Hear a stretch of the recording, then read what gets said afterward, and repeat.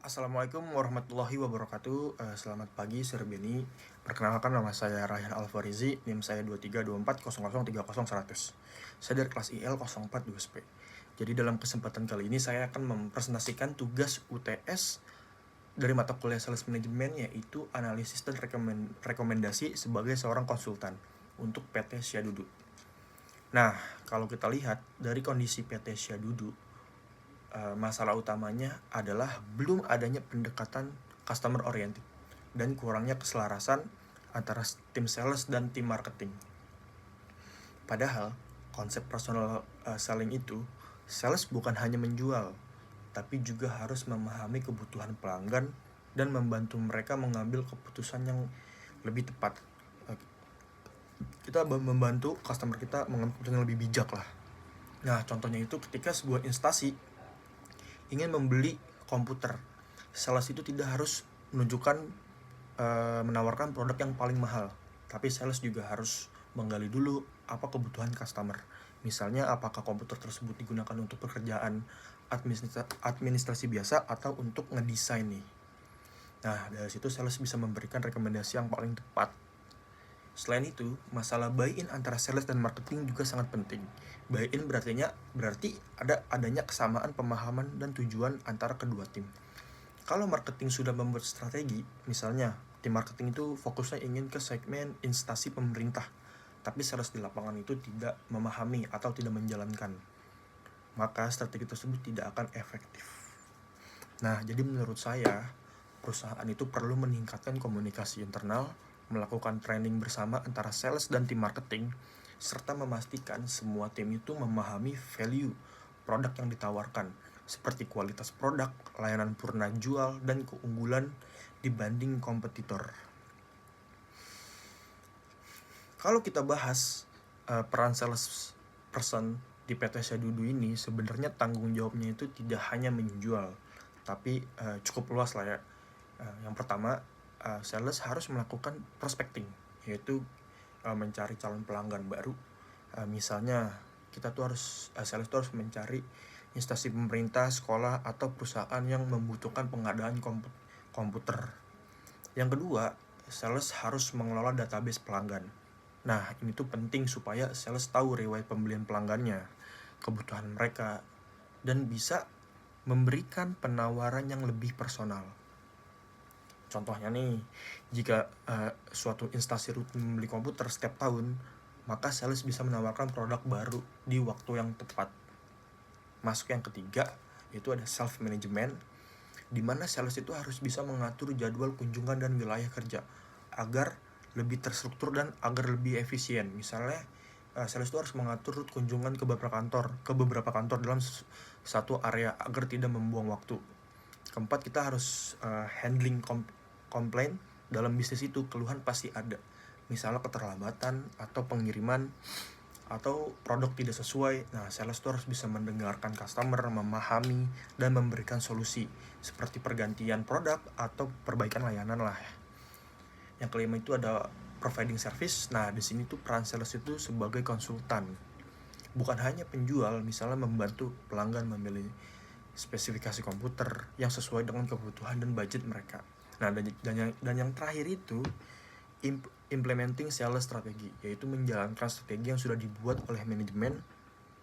Jadi semua tanggung jawab ini saling mendukung untuk mencapai hasil penjualan yang maksimal lah.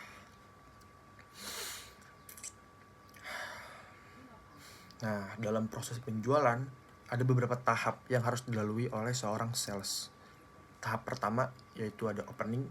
Nah, di mana kesan pertama seorang sales itu sangat penting. Sales itu harus tampil profesional, ramah, dan percaya diri. Misalnya dengan memperkenalkan diri dengan baik, dengan lancang, gentle gitu. Nah, dan yang tahap kedua itu adalah needs identification, yaitu menggali kebutuhan pelanggan. Biasanya dilakukan dengan bertanya dan mendengarkan.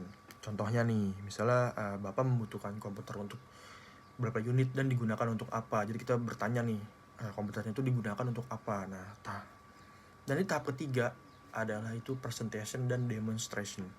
Di situ sales menjelaskan manfaat produk, misalnya menjelaskan bahwa komputer yang ditawarkan itu memiliki performa tinggi dan tahan lama.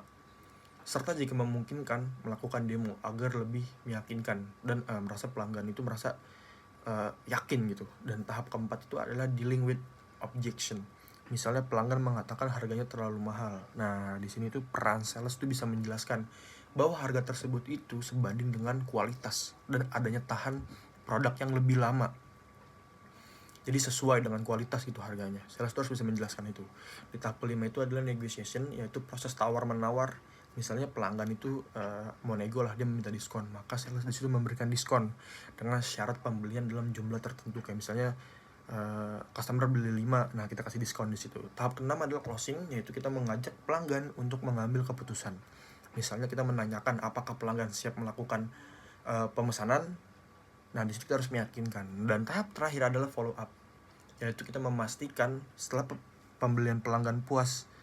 Misalnya kita menghubungi pelanggan setelah pengiriman untuk memastikan tidak ada masalah. Jika semua tahap ini dilakukan dengan baik, maka peluang closing itu akan jauh lebih besar. Jadi lebih aman lah ya kalau misalnya semuanya terjalankan dengan baik. Karena PT Syadudu itu bergerak di bidang B2B, business to business, proses pembelian pelanggannya itu lebih kompleks dibandingkan konsumen biasa. Biasanya itu dimulai dari kebutuhan. Misalnya, instansi itu membutuhkan komputer baru nih. Kemudian mereka akan mencari informasi dan mereka tuh pasti akan membandingkan ke beberapa supplier dan mengevaluasi harga berdasarkan harga, kualitas, dan reputasi. Nah, selain itu mereka juga pasti memilih supplier dan melakukan pembelian nih.